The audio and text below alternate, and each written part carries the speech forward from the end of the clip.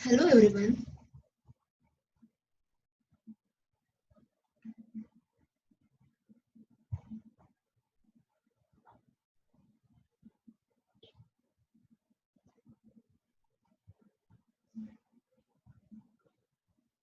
Hello everyone. Let me check my recording first.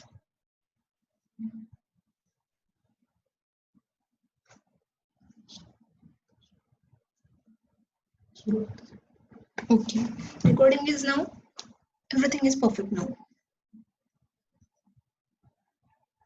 So today we are going to discuss on the subject that is my role in सृष्टि परिवर्तन.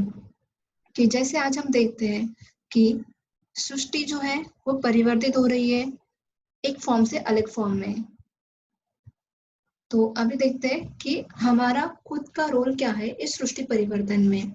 तो जिस तरह से हम बोलते हैं कि अगर हमें किसी चीज को परिवर्तन करना है तो हम उस चीज की ओर उंगली दिखाते हैं, लेकिन हम ये भूल जाते हैं कि जब हम दूसरी चीज की तरफ उंगली दिखा रहे हैं तो चारों उंगलियां तो हमारी ही तरफ है. तो अगर हमें कुछ परिवर्तन करना है तो पहले खुद का परिवर्तन करना है, क्योंकि स्व परिवर्तन से ही सृष्टि का परिवर्तन होगा. कहा जाता है स्व परिवर्तन से ही सृष्टि परिवर्तन होना है, क्योंकि change is the only constant thing in nature. तो अभी आगे बढ़ते हैं कि ये कैसे होगा.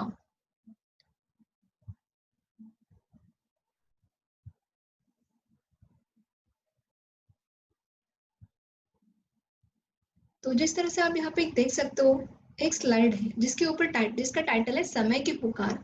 जैसे आज हम देखते हैं कि कलयुग और दूसरी तरफ है सतयुग. तो कलयुग के साइड में एक असुर बैठा हुआ है. वो कहता है कि मैं इस धरती को पांचों विकारों की अग्नि में जला दूंगा. तो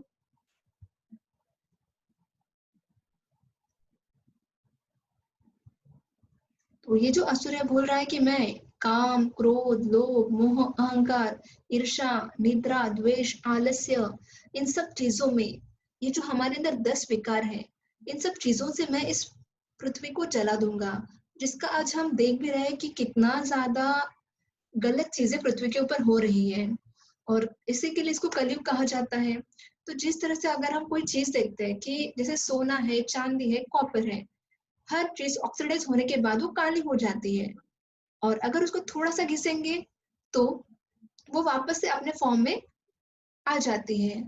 सोना, चांदी जो काली हो जाती है वापस से गोल्डन या सिल्वर बन जाती है. उसी तरह से कॉपर का भी होता है, काला हो जाता है, थोड़ा सा घिस लो वापस से वो अपने नॉर्मल फॉर्म में आ जाता है. तो उसी तरह से हम भी अभी पूरी तरह से विकारों की अग्नि की वजह से काले हो चुके हैं. माना हमारे ऊपर एक करोजन चढ़ चुका है, जो कि हमें थोड़ा सा घिसना है. कुछ सेल्फ मेडिटेशन से, कुछ मेडिटेशन करना है सुप्रीम पावर के साथ, जिससे कि उनकी शक्तियां हमारे अंदर आएंगी. वो जो कॉस्मिक एनर्जी है, वो शक्ति, उनकी फ्रीक्वेंसी जब हमारे फ्रीक्वेंसी को मैच करेंगी तो हमारे अंदर की जो इंटरनल क्वालिटीज है वो वापस से रिडेवलप हो जाएगी. तो ये जो समय है इसे कहा जाता है संगम युग का समय, जो कि अभी चल रहा है और बहुत थोड़ा कम टाइम बचा है इसके लिए ये पूरा होने में. और एक तरफ है सतयुग.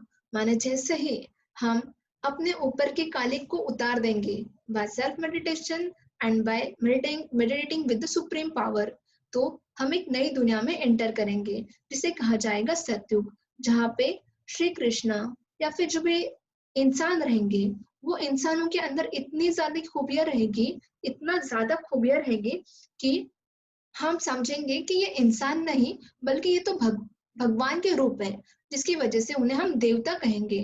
क्योंकि एक टाइम था संगम युग का जब उन्होंने खुद सुप्रीम पावर के साथ खुद को कनेक्ट किया था, साथ ही में सेल्फ मेडिटेशन किया था कि मेरी इंटरनल प्रॉपर्टीज कौन सी है जो मैंने खो दी है, और by connection with the supreme power उन्होंने उन प्रॉपर्टीज को वापस से प्राप्त कर दिया.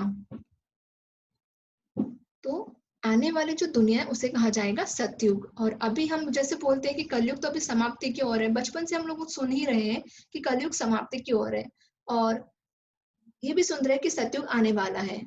तो कलयुग समाप्त होने होगा तो दूसरी तरफ में सतयुग तो आना ही है, जैसे आप स्लाइड में देख सकते हो. तो इन दोनों के बीच का जो टाइम है जिसे कहा जाता है चेंजिंग टाइम, परिवर्तन का मोस्ट इम्पोर्टेंट समय, जहाँ हमें खुद को जानना है कि हम खुद क्या है। तो अभी नेक्स्ट स्लाइड पे देखते हैं कि मेडिटेशन। जैसे ही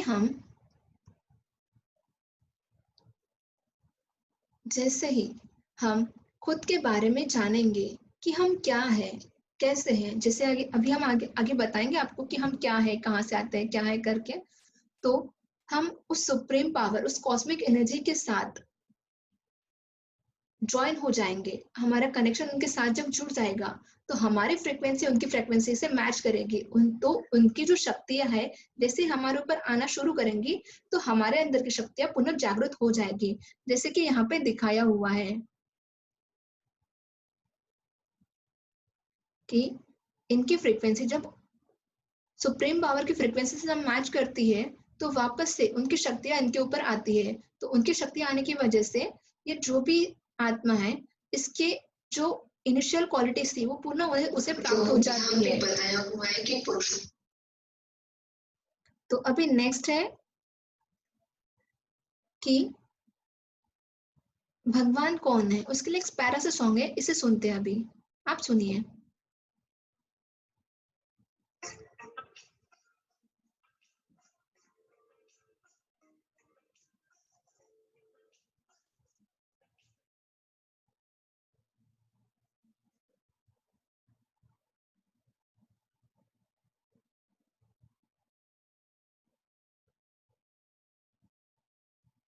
तो ये जो सॉन्ग है ये कहता है,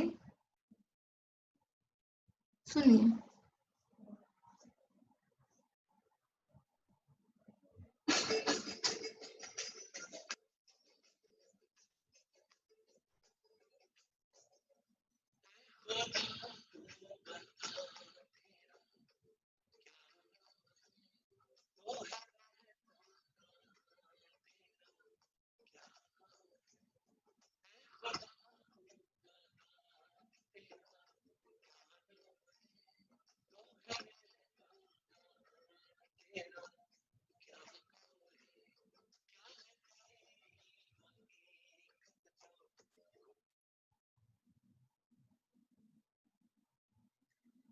उसका दूसरा सॉन्ग है ये, अभी ये सुनते हैं।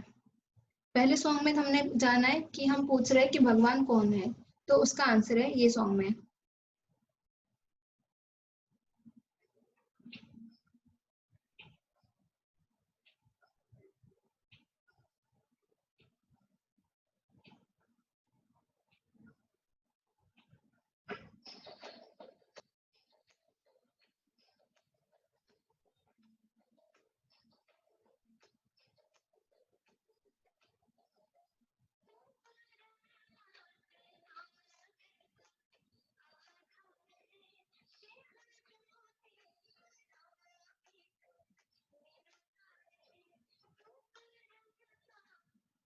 तो यहाँ पे हमने जाना है कि वो जिसको हम खुदा, गॉड, अल्लाह, ईश्वर सब नामों से पुकारते हैं, वो कौन है?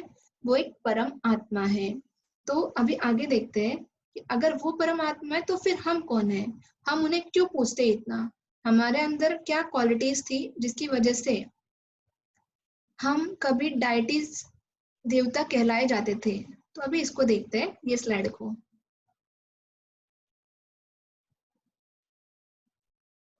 कि आप कौन हो।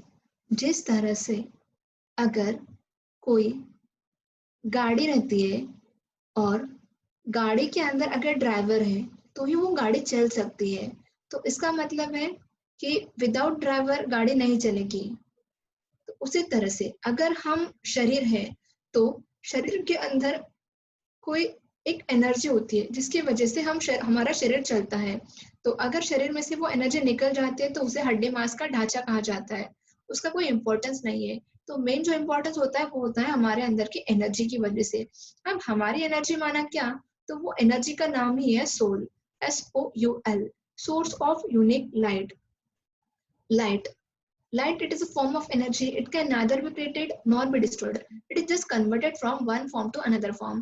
और अगर ऐसा है तो फिर हमें अलग अलग जन्म मिलते हैं। तो लोग कहते हैं हमें 84 लाख जन्म मिलते हैं, लेकिन ऐसा नहीं है। यहाँ पे बताया जाएगा कि यहाँ पे सिर्फ हमें 84 ही जन्म मिलते हैं, ना कि 84 lakhs। तो हमारे जो आत्मा है वो 3 चीजों से बनी हुई है, जैसे मन, बुद्धि और संस्कार। क्योंकि अगर आपके सामने 2 जुड़वा भाई खड़े कर दिए तो उनके शरीर तो सेम रहेंगे, लेकिन उनके अंदर जो आत्मा है वो अलग होती है। तो वो अलग किस चीज की वजह से होती है? उनके मन, उनके बुद्धि और उनके संस्कारों की वजह से। दोनों का मन अलग वे से सोचेगा, दोनों की बुद्धि अलग होगी।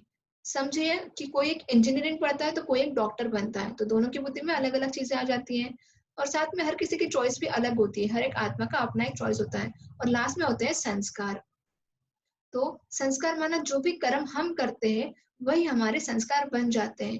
अब ये जो मन है इसका काम होता है सिर्फ सोचते रहना। और हम देखते हैं कि हमारी लाइफ में जो भी प्रॉब्लम्स होती है वो किस चीज की वजह से होती है? प्रॉब्लम्स हमारी सोच की वजह से। अगर हम पॉजिटिव सोचेंगे तो हमारा जो ऑरा होता है, हमारा जो एनवायरनमेंट होता है वो पॉजिटिव बनता है, क्योंकि जो भी आप थॉट करते हो वो होता है एक एक्शन। तो उसी का रिवर्स आपको एक रिएक्शन मिलता है, क्योंकि कहा जाता है to every action there is always equal and opposite reaction.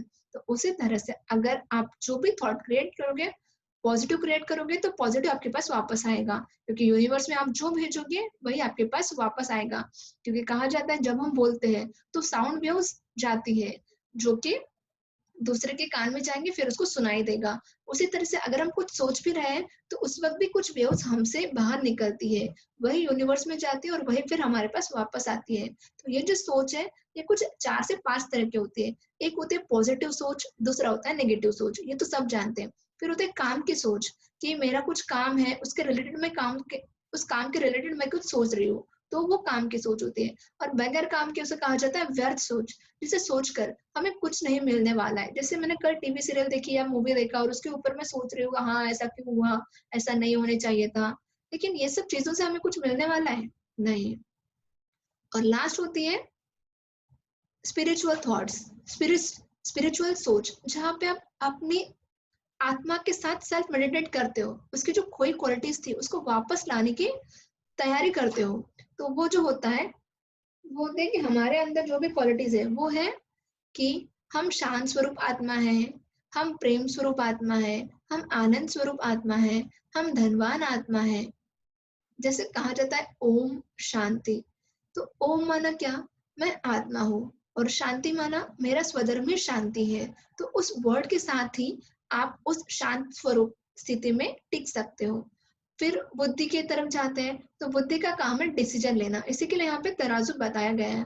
और फिर लास्ट में है संस्कार, जो भी आप कर्म करोगे वो आपका संस्कार बन जाता है डिपेंडिंग ऑन योर डिसीजन। तो इसीलिए ये जो डिसीजन मेकिंग पावर है इसके लिए बहुत ज्यादा हमारे अंदर की एक जो शक्ति है जो हम खो चुके हैं वो है डिसीजन मेकिंग पावर।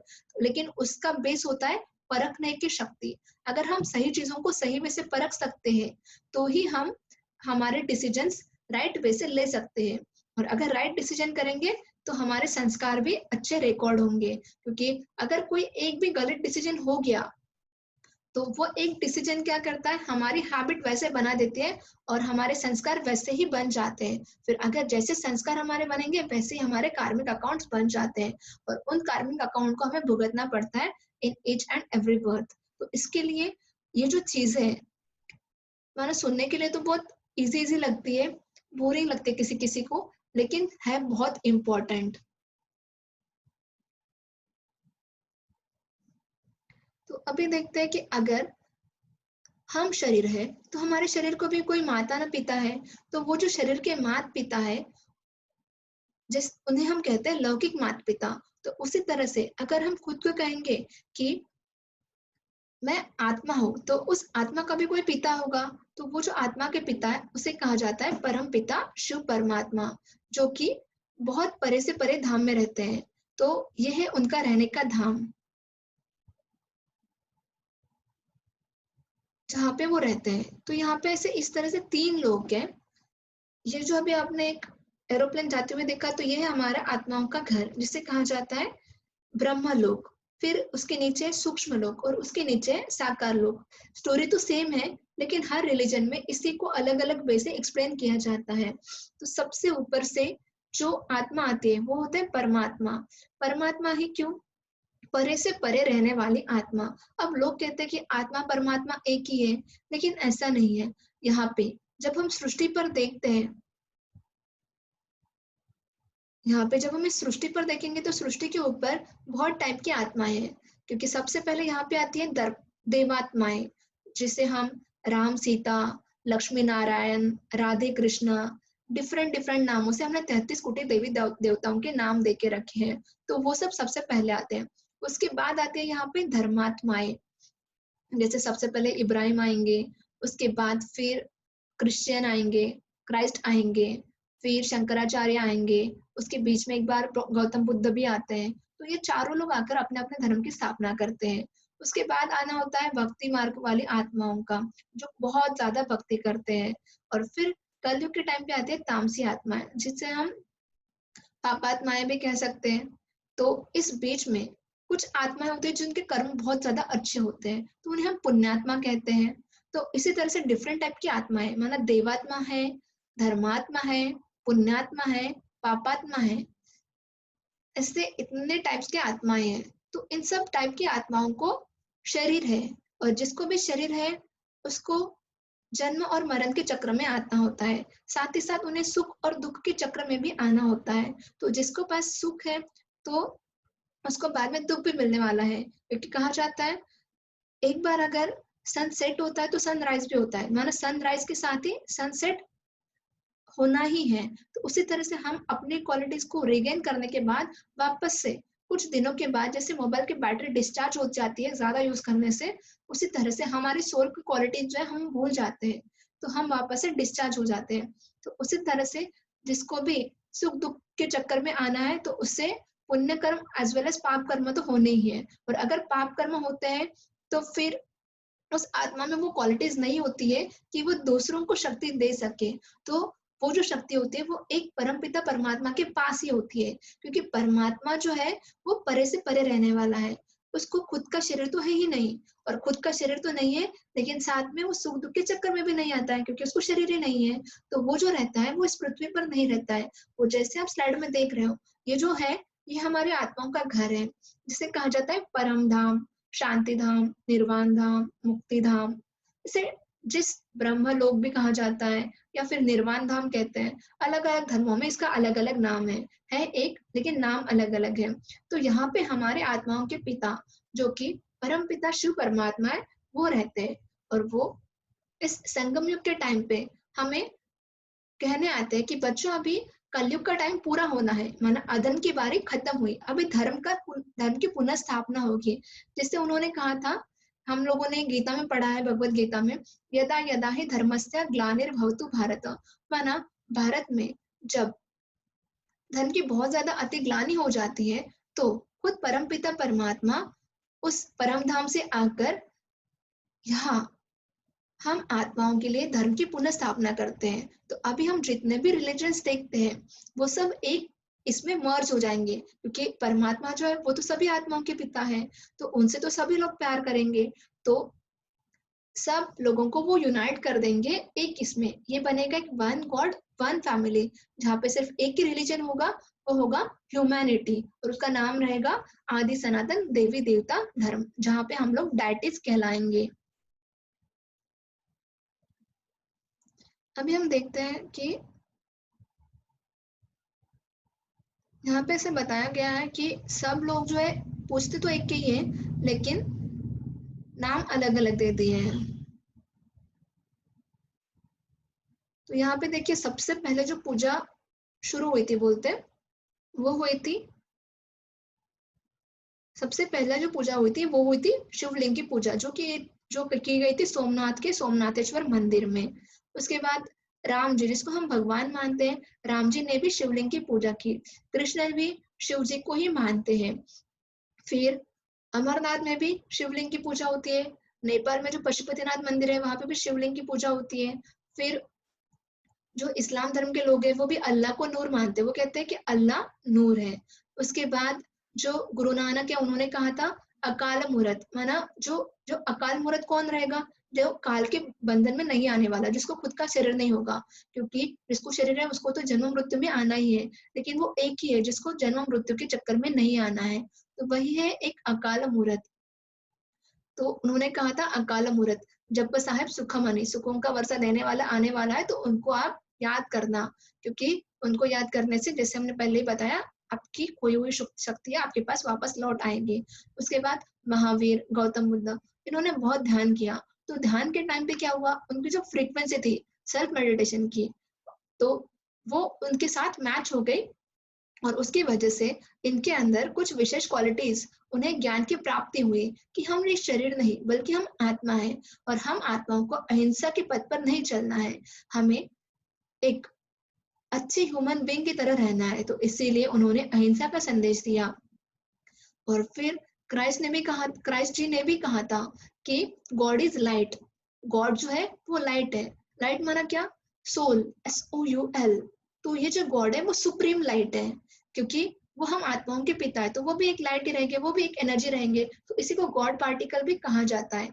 हम बहुत एक छोटे से पॉइंट की तरह, जब आप मेडिटेशन करोगे तो आपको समझ में आएगा कि वो कैसे हैं। और लास्ट में होता है प्रजापिता ब्रह्मा, माना हम ब्रह्मा, हम कहते हैं ब्रह्म देवताए नमः, विष्णु देवताए नमः, शंकर देवताए नमः, लेकिन शिव के लिए हम क्या कहते हैं, शिव परमात्माए नमः, कि इसका मतलब है ब्रह्मा विष्णु शंकर, या फिर जितने भी 33 कोटि भगवान है, उन सबसे ऊंच से ऊंच कौन है, सिर्फ एक अकाल मूर्त, एक ओमकार, एक निराकार, जिसको खुद का शरीर नहीं है। उनके साथ सब लिंकिंग जोड़ते हैं अपनी, और अपने खोई प्रॉपर्टीज को वापस से प्राप्त करते हैं।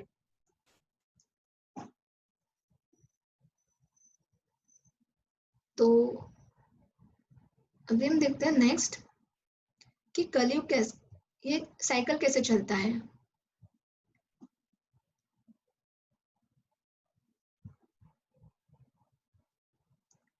तो इस तरह से ये साइकिल है, जहाँ पे इनिशियली तो सतयुग है, बाद में त्रेता युग है, तो इस तरह से ये 5000 साल का साइकिल है, जहाँ से इतना जो है यहाँ पे चलता है सतयुग। इतना जो पार्ट है, माना ये जो सृष्टि चक्र है, इसका हाफ पोर्शन जो है वो होता है ब्रह्मा का दिन, जिसे कहा जाता है स्वर्ग की दुनिया, और इधर का जो हाफ पोर्शन है उसे कहा जाता है कलयुग, माना नरक की दुनिया। तो अभी हमें क्या करना है, हम यहाँ पे देख सकते हैं, जैसे हम यहाँ पे देख सकते हैं कि अभी ये जो संगम युग है बहुत कम समय के लिए रहने वाला है, तो हमें अपनी खोई क्वालिटीज को वापस से प्राप्त करना है। तो अभी हम देखते हैं कि हमारे अंदर की खोई क्वालिटीज कौन सी है, अभी उसके बारे में देखते हैं।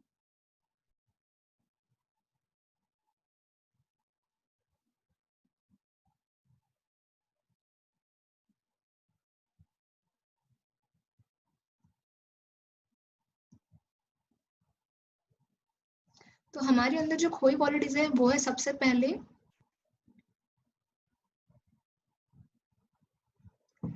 पीस,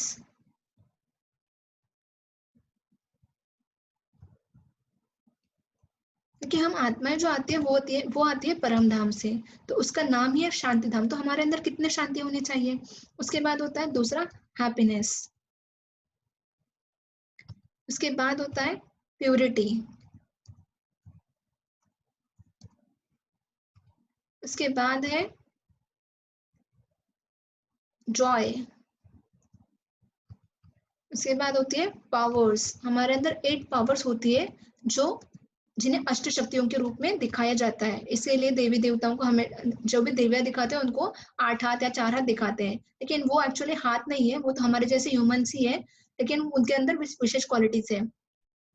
तो ये हो गई हमारे आत्माओं की qualities, peace, happiness, purity, joy, powers. उसके बाद होता है सुख। और भी हमारे अंदर 8 पावर्स है, जिसमें है कि समाने की शक्ति, समेटने की शक्ति, सहन शक्ति, परखने की शक्ति, निर्णय शक्ति, ऐसे बहुत सारी शक्तियां हमारे अंदर है। तो अभी हम देखते हैं कि इन सब चीजों की आज जरूरत क्यों है।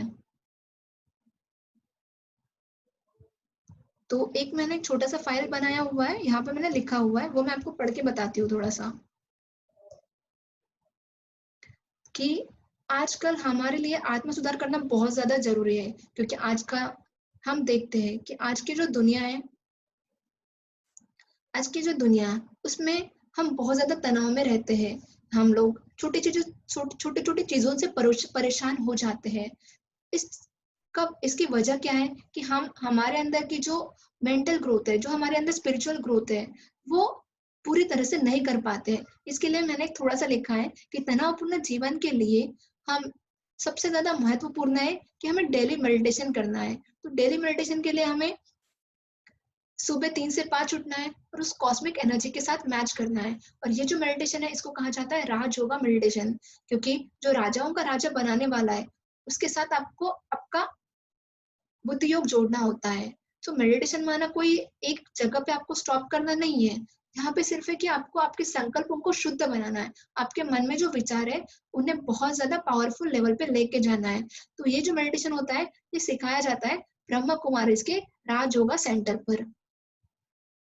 तो आप 3 से 5 बजे उठकर राजयोग मेडिटेशन सेंटर पे जा सकते हो। और ब्रह्मा कुमारी मेडिटेशन के यूट्यूब पे बहुत सारे वीडियोस हैं, वो भी आप देख सकते हो और जिससे आपको बहुत ज्यादा प्राप्ति होगी।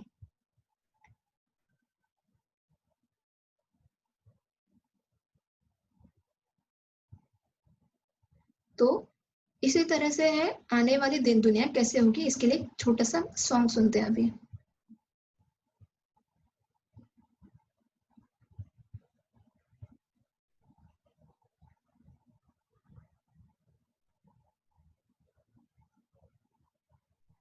मैं आसमां की भारत क्या बनने वाला है।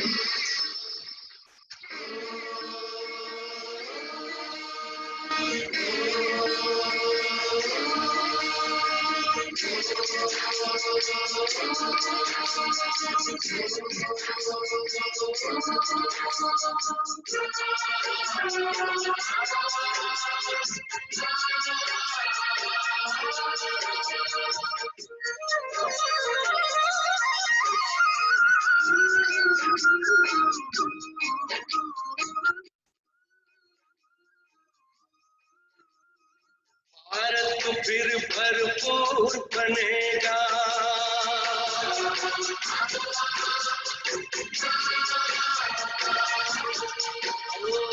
भारत फिर भरपूर बनेगा, कोई नहीं कमी होगी।